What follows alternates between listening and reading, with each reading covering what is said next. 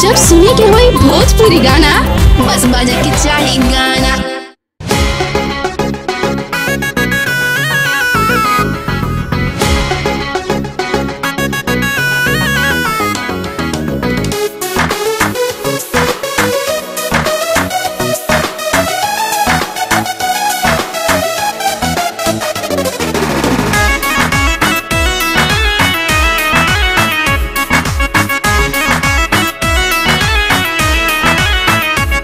मन जोग मरद हम पा गई नहीं कर में के मोर कमाई बा इतना के और मोर करे ले सही में सब मिठाई बा।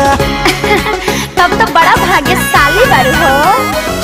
मन जोग मरद हम पा गई नहीं कर में के मोर कमाई बा इतना के और मोर करे ले सही में सब मिठाई बा। सांझ से पिया डाल दे बेले फोन फ्लाइट मोड में सर्दी भर मोर बलम जी के सुते में गोद में। तब तो बड़ा मजा आवत हुई हो। सर्दी भर मोर बलम जी के सुते ले गोद में। हाँ तो खूब मजा लूटा ना सर्दी में।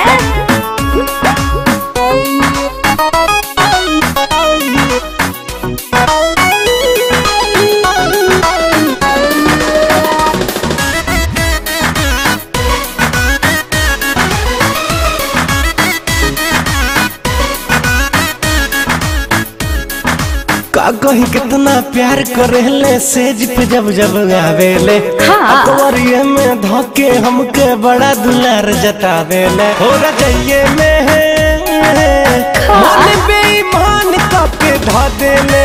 अरे बाप रे। घइये में पिया परेशान के धा देले। उनके लाए इतना बानी जितना की सैलरी मोहट में सर्दी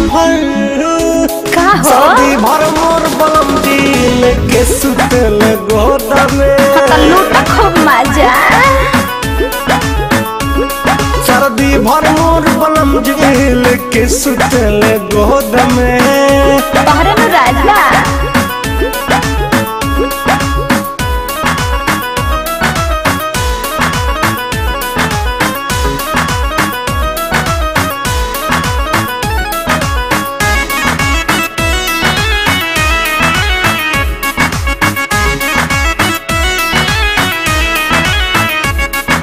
हीटर से भी ज्यादा गर्मी पिया के गोद में पाईला। प्यार के पेड़ पे प्यार से चढ़ के प्यार के फलवा खाईला। हो सतावे ले बाकी प्यार मोहन भर जातावे ले। सिलावे ले पिया मोर मोहन भुलावे ले। पिया रितेश के पवले बानी निर्मोही के सपोर्ट में सर्दी भर मोर बलम जगीले के सुतेले गोद में। तो लूटत रहा। जाड़ा भर मोर बलम जगीले के सुतेले गोद में। ठीक है ना।